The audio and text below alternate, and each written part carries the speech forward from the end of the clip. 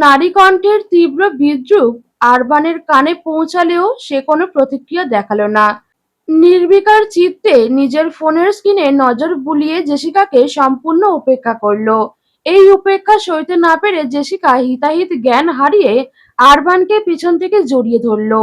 Jessica আরবানের পিঠে মুখ ঘষতে ঘষতে মাদকতা ভরা স্বরে বলল, এত কষ্ট করার কি দরকার এভি? ওমেন্স ওয়াশরুমের সামনে পাহারা না দিয়ে বরং আমার সাথে চলো। তোমার সব অপূর্ণতা আমি মিটিয়ে দেব। আরবানের চোয়াল শক্ত হয়ে উঠল। সে এক ঝটকায় জেসিকার হাত সরিয়ে তাকে ওয়াশরুমের পাশের একটা নির্জন করিডোরে টেনে নিয়ে এলো। তার শীতল চোখে এক অদ্ভুত অগ্নিপিণ্ড খেলা করছে। খুনে স্বরে বলল, তোমাকে মেয়ে বলে অনেক ছাড় দিয়েছি, অনেক সহ্য করেছি। এখন কিন্তু ভুলে যাব যে তুমি একজন নারী। আমার ধৈর্য নিয়ে বিন্দু মাত্র ধারণা থাকলে আই থিংক তোমার এই সস্তা আচরণ এখনই বন্ধ করা উচিত। জেসিকা দুপায়ে এগিয়ে এসে আরবানের খুব কাছাকাছি দাঁড়ালো। তার চেয়ে উন্মাদের মতো নেশা। সে ধরা গলায় বলল, আমি জানি তুমি কি করতে পারো এবি।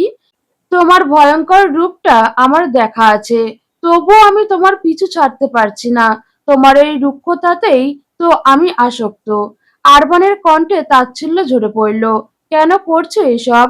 সেদিন চড় মেরেছিলাম বলে?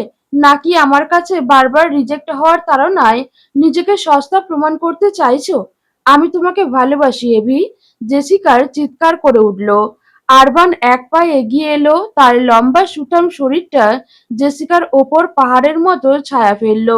সে নিচু স্বরে বলল, ভালোবাসা কি তা কি বোঝো তুমি? নাকি শুধু শারীরিক আকর্ষণ আর বিকৃত জেদকেই ভালোবাসা মনে করো? জেসিকা এবার বিদ্রূপের হাসি হাসল। শারীরিক আকর্ষণ? আমি সস্তা? তাহলে ওই মেয়েটা কি? যে মেয়েটা তোমার বৈধ স্ত্রী, যার না আছে রূপ, না আছে অভিজাত্য। আমার দিকে তাকাও এভি। আমার সব আছে, তোমাকে সুখী করার মতো সবকিছু আমার মাঝে আছে। তবুও তোমার মতো একজন পুরুষ প্রতিদিন নিজের বিছানায় ওই মেয়েটার শয্যাসঙ্গী হতে পারে? কি জাদু আছে ওর শরীরে যা আমাকে হার মানাচ্ছে? কথাটা শেষ করার আগেই আরবানের ভেতরের শান্ত আগ্নেয়গিরিটা এবার ফেটে পড়ল। সে জেসিকার গাল দুটো সজোরে নিজের এক হাতের মুঠোয় চেপে ধরল। জেসিকা ব্যথায় চোখ বন্ধ করে ফেলল। তার হাত দুটো আরবানের কোমর শক্ত করে আঁকড়ে ধরল। নিজেকে সামলাতে আরবান দাঁতে দাঁত চেপে বলল, মাইন্ড ইউর ল্যাঙ্গুয়েজ জেসিকা। তোমাকে বারবার ওয়ার্নিং দিচ্ছি, কারণ আমি আমার হাত নোংরা করতে চাই না। কিন্তু তুমি আমার ব্যক্তিগত জীবনে নাক গলিয়ে নিজের মৃত্যু পরোয়ানা নিজেই সহ্য করছো। ঠিক সেই মুহূর্তে ঠাস করে একটা শব্দ হলো। আরবান আর জেসিকা দুজনেই চমকে সেদিকে তাকালো। দেখলো সামনে আয়াত দাঁড়িয়ে আছে। পাশে মেঝেতে চূর্ণ বিচূর্ণ হয়ে পড়ে আছে একটি সিরামিকের ফ্লাওয়ার ভাস। আয়াতের চোখ দুটো ছলছল করছে, শরীর থরথর করে কাঁপছে, কিন্তু সেখানে কান্নার চেয়েও বেশি ছিল একরাশ ঘৃণা। আরবান নিজের অবস্থার দিকে তাকালো। সে জেসিকার খুব কাছাকাছি দাঁড়িয়ে তার গাল চেপে ধরে আছে। জেসিকাও তাকে জড়িয়ে ধরে আছে। দূর থেকে দেখলে মনে হবে তারা কোনো এক তৃষ্ণার্ত প্রেমিক প্রেমিকার মতো নিবিড় মুহূর্তে মগ্ন। আরবান কিছু বলতে যাওয়ার আগেই আয়াত এক মুহূর্ত সেখানে দাঁড়ালো না। সে উল্টো দিকে দৌড় দিল। আরবান তার পিছু নিতে চাইলে জেসিকা আবার তার হাত টেনে ধরল। কিন্তু এবার আরবানের চোখে বিরক্তি নয়, বরং এক অদ্ভুত বক্র হাসি ফুটে উঠল, যা দেখে জেসিকার শিরদাঁড়া দিয়ে যেন হিমস্রোত বয়ে গেল। জেসিকা অজান্তেই আরবানের হাত ছেড়ে দিল। আরবান ধীর পদে জেসিকার কাছে এগিয়ে এলো। তার কপালে ঝুলে থাকা অবিন্যস্ত চুলগুলো পরম যত্নে কানের পিছে গুজে দিয়ে এক রহস্যময় কণ্ঠে বলল, সরি ডার্লিং, এই অনাকাঙ্ক্ষিত বিরতির জন্য দুঃখিত। তবে চিন্তা করো না, তোমার জন্য সামনে অনেক বড় সারপ্রাইজ অপেক্ষা করছে। Wait for me, I will give you all my attention very soon. Jessica স্তম্ভিত হয়ে দাঁড়িয়ে রইল। আরবানের এই হঠাৎ নমনীয়তার অন্তর্নিহিত মানে সে বুঝতে পারল না। আরবান কি তবে সত্যিই তাকে গ্রহণ করবে, নাকি এই হাসির আড়ালে কোনো বড় ধ্বংসলীলা লুকিয়ে আছে? আয়াত কাউকে কিছু না বলে পার্টি থেকে সোজা বেরিয়ে এলো। তার মাথা কাজ করছে না। বুক ফেটে কান্না আসলেও সে নিজেকে শক্ত রাখার আপ্রাণ চেষ্টা করছে। সে আর কোনোদিন আরবানের ওই বিষাক্ত মায়ার কাছে নিজেকে সঁপে দেবে না। অচেনা মেলবোর্নের রাস্তায় সে লক্ষ্যহীনভাবে হাঁটতে শুরু করলো। চোখের জল বারবার দৃষ্টি ঝাপসা করে দিচ্ছে। ভেবেছিল মানুষটা হয়তো সত্যিই তাকে ভালোবাসতে শুরু করেছে, কিন্তু না, আরবান চৌধুরী বড্ড জঘন্য। সে হয়তো প্রতিটা নারী শরীরের মাঝেই প্রশান্তি খোঁজে। কিছুক্ষণ হাঁটার পর আয়াতের মনে হলো কেউ তার পিছু নিয়েছে। সে থামলে পায়ের শব্দও থেমে যায়। সে জোরে হাঁটলে শব্দটাও দ্রুত হয়। আয়াত আর চোখে পেছনে তাকাতেই তার কলিজা শুকিয়ে গেল। ৫ জন লোক, যাদের কারো হাতে ধারালো অস্ত্র, কারোর চাইনিজ কুড়াল আর কারো হাতে হকি স্টিক। এরা কি তাকে মারতে এসেছে? কিন্তু কেন? সে তো কারো শত্রু নয়। সে তো এ দেশে কাউকে চেনেও না। আয়াত আর এক মুহূর্ত না ভেবে সোজা দৌড় দিল। লোকগুলো হয়তো প্রস্তুত ছিল না। দৌড়াতে দৌড়াতে সে একদম জনমানবহীন এক নির্জন গুদামঘরের এলাকায় চলে এসেছে। আশেপাশে সব অন্ধকার আর ঝোপঝাড়। আয়াত হাঁপাতে হাঁপাতে তার ব্যাগ থেকে ফোনটা বের করলো। ভাবলো এলিনাকে কল দেবে। অন্তত তিনি তাকে উদ্ধার করতে পারবেন। কিন্তু স্ক্রিনে আঙুল ছোঁয়ানোর আগেই এক অতি পরিচিত ঘিনঘিনে কণ্ঠস্বর আয়াতের কানে প্রবেশ করলো। এতটা তারা কিসের জান পাখি? আয়াত পাথর হয়ে পিছনে ফিরল। তার চোখ ছানাভরা হয়ে গেল। সামনে দাঁড়িয়ে আছে শাওরিয়ার। পরনে একটা ওভারসাইজ টি-শার্ট, এলোমেলো চুল, গলায় ঝুলছে প্ল্যাটিনামের স্টাইলিশ চেইন। ঠোঁটের কোণে সেই পরিচিত ধূর্ত আর বিকৃত হাসি। সে দেয়ালের সাথে ২ হাত বুকে বেঁধে হেলান দিয়ে দাঁড়িয়ে মুখ ভর্তি চুইংগাম চিবোচ্ছে। শাওরিয়ার বাঁকা হেসে বলল, নিজে খুঁজে আমার কাছেই চলে আসলে জান পাখি। That much you miss me. Oh, I also love you জানু। এখন চলো আমাদের পুরনো হিসেবটা আজ মিটিয়ে ফেলি। এবার আর কোনো আরবান এসে তোমাকে আমার কোল থেকে কেড়ে নিতে পারবে না। আয়াতের পায়ের তলায় মাটি যেন সরে গেল। যে নরক থেকে সে বাঁচতে চেয়েছিল, সেই নরকই আজ ৭ সমুদ্র ১৩ নদী পার হয়ে তার সামনে এসে দাঁড়িয়েছে। আজ যেন তার এক চরম অগ্নি পরীক্ষা চলছে। নিস্তব্ধ জনমানবহীন রাস্তায় সে একা, আর সামনে এক ধূর্ত শক্তিশালী জানোয়ার।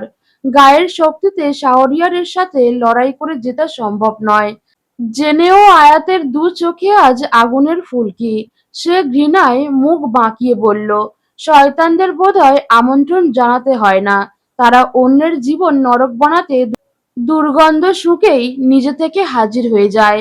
শাওরিয়ার চুইংগামটা মুখ থেকে ছুঁড়ে ফেলে দিয়ে বিশ্রীভাবে হাসল। হাই, এখনো সেম তেজ? এই তেজটাই তো তোমার প্রতি আমার আকর্ষণ বাড়িয়ে দেয় জান পাখি। তা এই তেজটা কি শুধু আমার ওপর দেখানোর জন্য তোলা থাকে, নাকি আরবান চৌধুরীর স্পর্শে এই আগুন জ্বলে ওঠে? আয়াত ঘৃণাভরা চোখে তাকিয়ে বলল, সে আপনার মতো জানোয়ার নয়। আগে নিজের ছায়াটা আয়নায় দেখুন। মানুষ নয়, একটা পিশাচকে দেখতে পাবেন। শাওরিয়ার মাথা দুলিয়ে অট্টহাসি হাসল। তারপর গায়ের ওভারসাইজ টি-শার্টটা খুলে ছুঁড়ে ফেলে দিয়ে ধীর পায়ে আয়াতের দিকে এগোতে শুরু করলো। তার চোখে মুখে তখন আদিম এক লালসা। সে কুৎসিত স্বরে বলল, এত প্রশংসা যার জন্য, সেই আরবান চৌধুরী তোমাকে আগলে রাখতে পারবে না আয়াত। আজ এই নির্জনতায় আমি তোমাকে বোঝাবো একজন আসল পুরুষ কাকে বলে। তোমার ওই তথাকথিত স্বামীর অভিজাত্য আজ আমার পায়ের নিচে পিষ্ট হবে। তার উন্মুক্ত শরীর আর চোখের লালসা দেখে আয়াতের বুকের ভেতরটা শুকিয়ে গেল। মনে এক অদ্ভুত শঙ্কা দানা বাঁধতেই সে আবারও দৌড়াতে শুরু করলো। পেছন থেকে ভেসে এলো শাওরিয়ারের পৈশাচিক হাসি। বারবার কোথায় পালাবে জান পাখি? আমার খাঁচা থেকে আজ পালানো অসম্ভব। সন্ধ্যা প্রায় অন্ধকার হয়ে এসেছে। এই গভীর জঙ্গলে আজ আমিই রাজা আর তুমি আমার শিকার। আয়াত গভীর অন্ধকারের ঝোপঝাড়ের দিকে ছুটে চলল। দৌড়াতে দৌড়াতে ঝোপঝাড়ের কাঁটায় আয়াতের হাত পা ছিলে যাচ্ছিল, কিন্তু সে থামল না। একজন নারীর কাছে নিজের ইজ্জতের চেয়ে বড় সম্পদ আর কিছুই নেই। যেখানে কিছু পুরুষরূপী কাপুরুষ একটা অবুঝ শিশুকেও ছাড়ে না, সেখানে সে তো এক যৌবনবতী নারী। পুরুষালী পাশবিক শক্তির সামনে একজন নারীর শারীরিক শক্তি হয়তো বড্ড নগণ্য, কিন্তু তাদের আত্মসম্মানের শক্তি হিমালয় সম। দৌড়াতে দৌড়াতে হুমড়ি খেয়ে আছাড় খেল সে। হিল জুতোটা ছিঁড়ে গেল, কিন্তু আয়াত থামল না। সে শুধু এই নরকের কীটের চোখের আড়াল হতে চাইল। পায়ের পাতায় ধারালো পাথর আর কাঁটা বিঁধে ক্ষত-বিক্ষত হয়ে গেল। তবুও সে ছুটল, কয়েকবার গাছের সাথে ধাক্কা খেল, ঝোপের আড়ালে পা আটকে ছিটকে পড়ল। অবশেষে শ্রান্ত শরীর আর সায় দিল না। আয়াত একটা বিশাল ওক গাছের নিচে বসে পড়ল। চারপাশে অচেনা বন্য পশুদের ডাক। অস্ট্রেলিয়ার এই গহীন বন মানেই বিষাক্ত সব পোকামাকড় আর প্রাণীর আস্তানা। আয়াতের মনে হলো, এটাই কি তবে তার শেষ রাত? কালকের ভোরের সূর্য কি তারার চোখে ধরা দেবে না? অবশ্য তার জন্য এটাই হয়তো সঠিক। আরবানের দেওয়া অবজ্ঞা আর শাহরিয়ারের লালসা থেকে চিরতরে মুক্তি। এমন অন্ধকার ভাবনায় ডুবে থাকার সময় আচমকা আয়াতের ঘাড়ের কাছে কারোর উষ্ণ নিঃশ্বাস পড়ল। সেই পরিচিত করা পারফিউমের ঘ্রাণ নাকে আসতেই আয়াতের মুখ দিয়ে অবলীলায় বেরিয়ে এলো, আরভান। Yes, Mrs আরভান। আয়াত চমকে তাকাতেই দেখল ঘন অন্ধকারের মাঝে দুটো জ্বলজ্বলে চোখ তার দিকে চেয়ে আছে। বুকটা ধক করে উঠল তার। সে যেন ডুবন্ত অবস্থায় এক টুকরো খড়কুটো নয়, বরং আস্ত এক জাহাজ খুঁজে পেল। তবে পরক্ষণেই জেসিকার সাথে দেখা দৃশ্যের অভিমান ফিরে এলো কণ্ঠে। সে শক্ত হয়ে বলল, আপনি এখানে আসলেন কি করে? তাছাড়া এই ঘন অন্ধকারে জানলেন কি করে আমি এখানে আছি? আরবান অন্ধকারের মধ্যেই আয়াতের একদম কাছে মুখ নিয়ে এলো। তার কণ্ঠস্বর অদ্ভুত নিচু আর মাদকতায়। সে ফিসফিস করে বলল, তোমার নিঃশ্বাস নেওয়ার শব্দ আমি 1000 মাইল দূর থেকেও শুনতে পাই সুইটি। তোমাকে পটাতে এই খতরনাক ফিল্মি হিরো টাইপ ডায়লগটা প্র্যাকটিস করে আসলাম। তা তুমি কি একটুও পটেছ আয়াত? আয়াত আনমনে বিড়বিড় করল, বজ্জাত লোক, এমন পরিস্থিতিতেও সে সিরিয়াস থাকতে পারে না। পরক্ষণেই তেতে উঠে বলল, আপনি এখানে কেন এসেছেন? ওখানে যা করেছিলেন তাই করতে পারতেন। জেসিকার সাথে মাখামাখি এখানে এসে আপনার বিশেষ কোনো লাভ নেই। আয়াতের কথা শেষ হওয়ার আগেই তার গালে কারণ নরম ঠোঁট ছোঁয়া দিয়ে গেল। আরবান তার কানের কাছে ফিসফিস করে বলল, আপনি কি জেলস মিসেস? আয়াত থমকে গেল, কাঁপা কাঁপা গলায় বলল, মোটেও না। আমি কেন জেলস হব? আপনি যার সাথে যা খুশি করুন, জড়িয়ে ধরুন আর ঢলাঢলি করুন, আমার তাতে কি আসে যায়? আরবান তার হাত দিয়ে আয়াতের মুখটা নিজের দিকে ফেরালো। অন্ধকারে তার চোখের মণি দুটো হীরের মতো জ্বলছে। সে গম্ভীর স্বরে বলল, এই ঠোঁট আজ পর্যন্ত শুধু একজনকে ছুঁয়েছে, মিসেস, আর সে আপনি। সবসময় চোখের দেখা বিশ্বাস করতে নেই। জীবনে এই প্রথম কাউকে কৈফিয়ত দিচ্ছি। এর বেশি আমার কাছে আশা করবেন না। আয়াত তিক্ত স্বরে বলল, আপনি বলছেন আপনি জেসিকার সাথে কিছুই করেননি? আপনি একদম ধোয়া তুলসী পাতা। You want to check my virginity Mrs? আরবানের এমন লাগামহীন সরাসরি প্রশ্নে আয়াত কেসে উঠল। সে তড়িঘড়ি করে বলল, শরীর খারাপ লাগছে, আমি বাড়ি যাব। আরবান ফোনের ফ্ল্যাশ জ্বালালো। সে পকেট থেকে আয়াতের ফোনটা বের করে তার হাতে দিল। আয়াত অবাক হয়ে বলল, এটা তো আমার ফোন। দৌড়ানোর সময় জঙ্গলের কোথায় যেন পড়ে গিয়েছিল। আপনি কিভাবে পেলেন?